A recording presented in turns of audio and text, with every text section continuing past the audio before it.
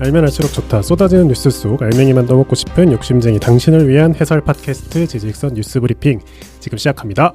안녕하세요, 김범래입니다. 안녕하세요, 엔서입니다.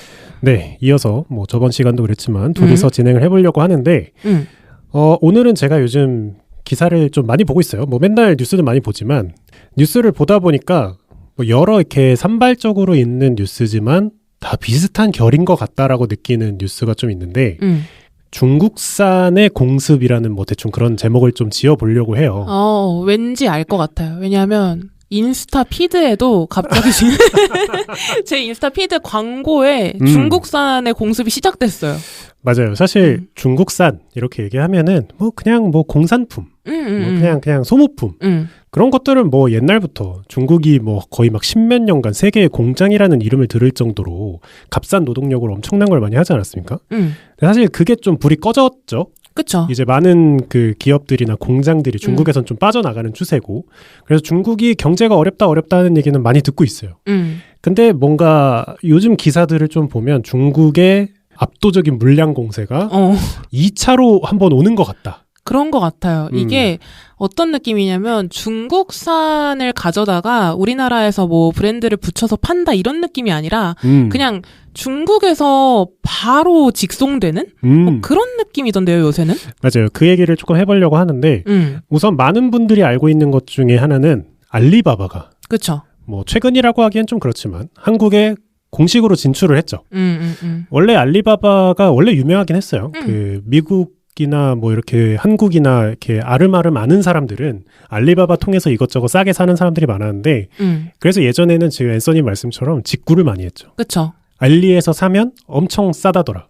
직구하면 한 달 뒤에 오고 이런 것들을 했었단 말이에요. 그래서 막 10개 샀는데 10달 뒤에 오기도 하고 진짜 그 정도로 그냥 싸니까 결제만 해놓고 나중에 오든 말든 뭐 언제 오든 상관없지 하면서 사람들 기다리면서 샀던 그랬던 것 같아요.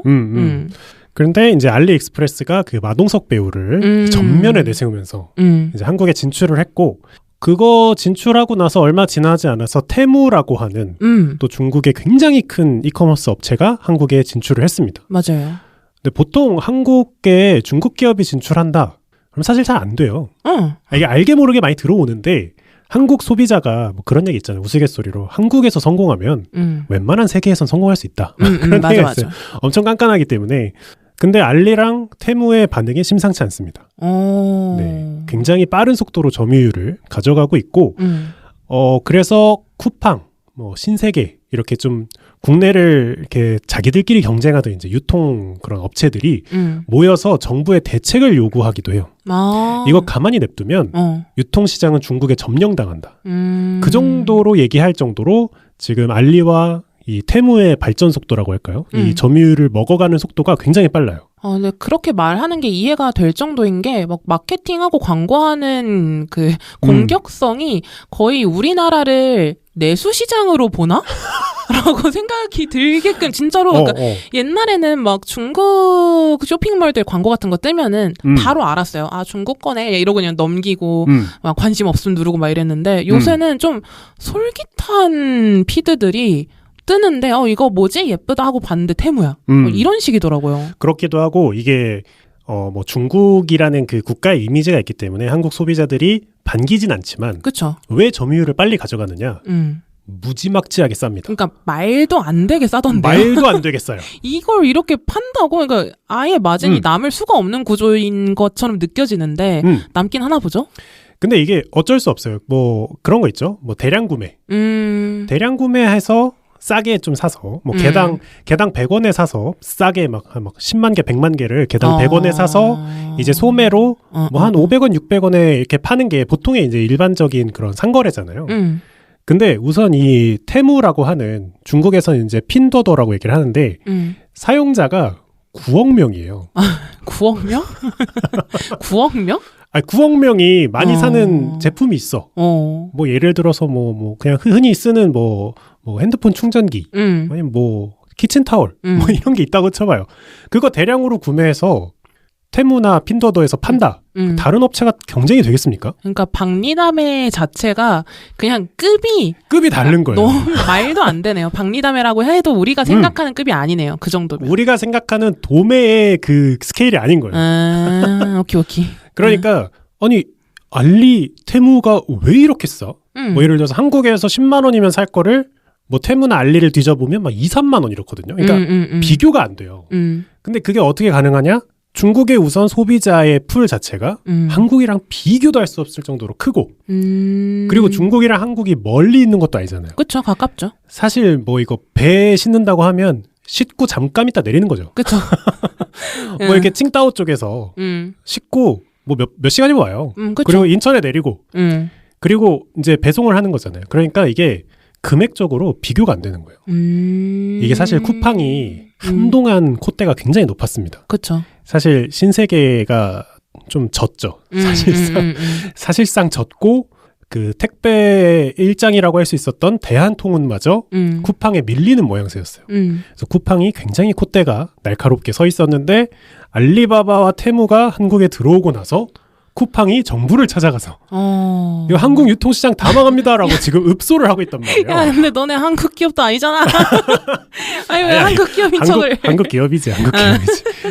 아니 근데 그러니까 좀 그럴 수밖에 없다라는 생각이 또 드는 게 왜 요새는 당일 배송이 메리트라서 쿠팡을 쓰는 거잖아요. 그렇죠. 근데 경기가 너무 어려워져서 그것도 한몫하죠. 한몫할 것 같아요. 솔직히 뭐 길어봤자 일주일 이내로 온다면 급한 물건이 아니고 훨씬 더 싸게 살 수 있는 옵션이 있다? 뭐 그러면은 알리나 테무로 갈 수도 있겠네요. 생각해보니까. 그렇죠. 사실 뭐 일주일이 걸리든 2주가 걸리든 뭐 미리 좀 주문해놓지 뭐 약간 이렇게 생각하면 사실 당연한 소비자의 선택이 될 수 있는 거예요. 근데 거기에 한 가지가 더 붙죠. CJ 대한통운이 알리바바와 손을 잡았죠. 근데 저는 이걸 뭐라고 할 생각은 없어요. 그쵸. 지금 쿠팡이 자체 배송을 하면서 택배사들이 힘들어하는 건 사실이잖아요. 그렇죠. 그래서 지금 알리바바에서 구매하는 거는 CJ 대한통운에서 배송이 되고 있고 대한통운이 깔아놓은 인프라가 뭐 좀 좁습니까? 어마무시하죠. 어마어마하죠. 그래서 뭐 당일 배송까지는 아니지만 그래도 한국 쇼핑몰에 준하는 속도로 배송이 되고 있고 그리고 최근 기사를 보면 알리바바가 물류센터를 지을 걸로 검토를 하고 있다고 합니다. 근데 이거 물류센터 짓는다 그래서 어떡할 거야? 정부에서 막을 거예요? 그럴 순 없죠. 그러니까 들어오는 지역군이 또 생긴다면 거기서는 되게 반기는 일이 될 수도 있는 거고. 근데 공격성이 진짜 어마어마하네. 우리나라 왜 이렇게 좋아해? 좋아하는 게 아니라, 그러니까 제 생각엔 그거예요. 우리나라에 그렇게 공격적으로 들어올 만큼 인구 수로 생각했을 때 메리트가 있나? 라는 생각이 들긴 하거든요. 중국이 그렇게 큰데 그 안에서만 해도 그치. 충분히 가능하잖아요. 근데 생각해보면 지금 9억 명 있다 그랬잖아요. 그러니까. 우리나라에서 끼케야 1000만 명 써도. 그치. 그러니까 이렇게까지 인프라를 만들어서까지 들어오는 이유가 있을까라는 생각이 드네요. 그렇죠. 그래서 개인적으로 생각하기에는 뭐 중국이란 나라 자체가 사실 정부와 기업이 사실상 한 몸이잖아요. 특히 큰 기업일수록. 그렇죠. 뭔가 정치적 결단이 있지 않았을까라는 생각도 좀 들긴 하는데 그래서 사실 그쪽의 의견을 더 개진하는 사람들도 있어요. 이거는 가만히 냅두면 진짜 중국이 우리나라 유통시장을 꽉 잡아버리면 우리 완전 인질되는 거다. 그러니까 뭐 그런 얘기도 있고. 어떻게 보면은 우리 중국 없이 살 수 없는 나라가. 그치. 원래도 중국이랑 사이 틀어지면은 기업들 많이 어려워지잖아요. 그러니까 이미 어려움 많이 겪은 기업들도 있고 극복한 기업들도 있는데 또 한 번 이렇게 중국의 거대 물량에 기대게 된다면. 그렇죠. 사실 그런 쪽으로 좀 더 의견을 가지고 있는 사람들은 그런 얘기도 해요. 이게 우리나라는 지금 요소수 사태에서 배운 교훈이 없다. 그러니까 그렇게 그때 그렇게 당해놓고. 맞아요. 요소수 사태 뭐 혹시 모르시는 분들 말씀드리면 디젤 차량, 경유 차량 같은 경우는 요소수라는 걸 주기적으로 갈아줘야 되는데 제가 그때 봤던 기사를 기억해 보면 우리나라에 있는 요소수 물량의 97%인가 뭐 98%가 중국에게 받아오고 있다. 요소수가 중국에서 끊기면 한국 디젤차가 다 멈추는 거예요. 근데 디젤이 보통 출력이 좋기 때문에 화물차가 보통 다 디젤이죠. 그렇죠. 그래서 이제 한동안 막 물류 대란이 난 적이 있었죠. 그런 것도 있고 뭐 얼핏 기사가 기억나는 거는 저희 제서라는 염화칼슘이라고 하나요? 네. 그것도 대부분 중국산이래요.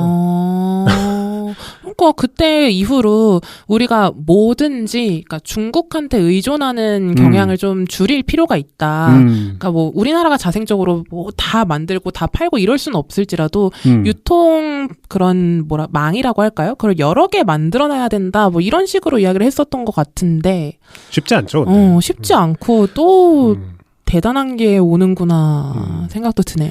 그래서 이거에 대해서 사실 뭐 갑론을박이 많습니다. 네. 뭐 저도 이 말 들으면 이 말이 맞는 것 같고 저 말 들으면 저 말이 맞는 것 같고 근데 그냥 기저에 깔려있는 마음은 중국은 좀 별론데 약간 그런 마음만 조금 있지만 알리바바나 테무 가격 보면 이야 약간 그런 생각이 들거든요.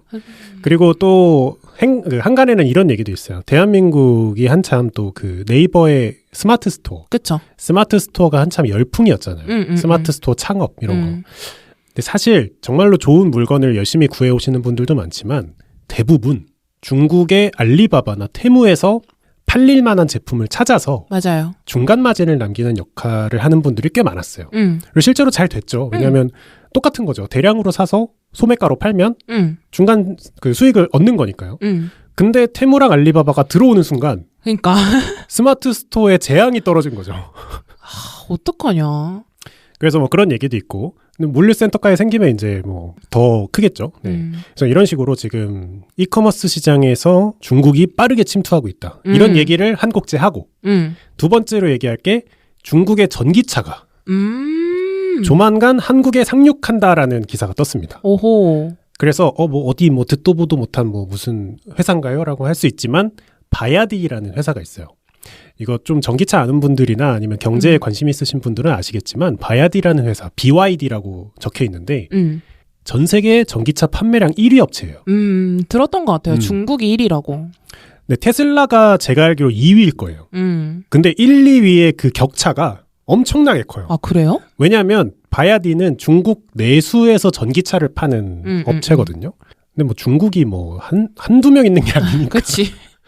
그러니까 중국 하나라고 해봤자 여러 나라 합친 것보다 큰 수준이잖아요. 아, 그럼요. 엄청나잖아요. 그래서 판매량으로만 보면 뭐 해외 판매량 보면 택도 없지만 전체 판매량으로만 보면 1위입니다. 그리고 그 1위인 바야디가 한국에 진출할 수도 있다. 2024년 상반기 내에 들어올 것이다. 라는 기사들이 많이 나오고 있습니다. 그럼 또 생각하잖아요. 아니 중국산에 대한 이미지가 얼마나 안 좋은데. 아니 그러니까 전기차 안 그래도 야 테슬라도 테슬라도 사고 나더라 막 이러면서 그렇게 안전성에 대해서 아직도 그렇게 입증이 되지 않았다라는 인식이 있는데 심지어 중국산? 그럼 더 기피할 수도 있을 것 같은데요. 하지만 모든 걸 이기는 건 뭐다? 가격이죠. 거부하기엔 너무 싼 가격이었다. 네, 거부하기엔 너무 싼 가격이다. 똑같이 하는 겁니다. 똑같이 하는 건데 지금 뭐 얼마에 팔지는 솔직히 모르겠어요. 정확히 발표된 건 없으니까. 그러니까 진출을 검토하고 있다. 뭐 이렇게 이래저래 알아보고 있겠죠. 근데 이제 호주랑 일본에 팔고 있어요. 뭐 잘 팔린다를 떠나서 지금 일본이랑 호주에 팔고 있는데 아토3라고 하는 좀 세단 같은 뭐 테슬라로 치면은 테슬라 모델 3 같은 느낌의 자동차가 4,400만 원입니다. 네. 이게 차라고 생각하면 비쌀 수 있지만 전기차라고 생각하면 저렴한 편이고 그쵸. 그리고 호주나 일본보다는 한국이 가깝기 때문에 그리고 또 얼마나 공격적으로 그 시장을 공략할 거냐에 따라서 가격이라는 건 사실 그 기업에서 포지셔닝을 하는 거잖아요. 그래서 얼마가 될진 모르겠지만 4,400만 원 이하로 들어올 가능성이 있다고 지금 점쳐지고 있어요. 하지만 무모한 시도이긴 합니다. 한국은 그 스마트폰은 갤럭시가 꽉 잡고 있고 그러니까. 자동차는 현대기아차가 꽉 잡고 있잖아요. 왜냐면 그 중국산 그러니까 아무리 전기차라고 해도 중국산인데 4천만 원을 오버한다. 그러면 우리나라의 그 돈씨 문화가 있잖아요. 그 문화에서 벗어나기 쉽지 않을 것 같은데요. 하지만 이제 진짜로 전기차에 좀 관심이 있고 좀 저렴하게 사고 싶다라는 생각이 있는 분들은 뭐 저런 게 있구나. 쟤는 진짜 싸네. 첫 전기차로 젊을 때 한번 타볼 수도 있겠다 싶기도 하고. 그러니까 아무래도 뭐 사지 않더라도 고려의 요소에는 들어갈 수 있는 거죠. 그렇죠. 네, 그래가지고 이제 그런 얘기가 좀 나오고 있고 좀 우습게 볼 수 없는 게 그 내수 시장에서 다져놓은 실력이 있을 거 아니에요. 그렇죠. 그러니까 중국 소비자도 얼토당토 않는 전기차면 1위 업체가 못 됐겠죠. 그렇죠. 네, 왜냐하면 중국에는 전기차 업체가 진짜 많아요. 엄청나게 많아요. 사실 전기차가 내연기관 차보다 제작의 난이도가 낮다고 평가되기 때문에 모터만 만들 수 있으면 우선 시도해볼 수 있어요.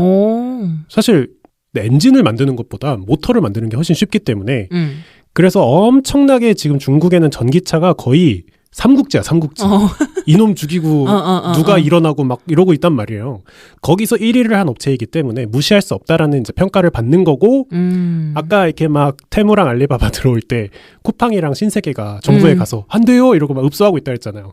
현대기아차도 제발 아니 뭐라고 얘기는 하진 않았지만 이거 뭐 세관에서 뭐 이렇게 세금이라도 뭔가 더 붙여서 팔아야 되는 거 뭔가 아니야? 해야 되는 거 아닌가? 약간 그런 얘기를 할 수도 있죠. 할 수도 있는 거죠.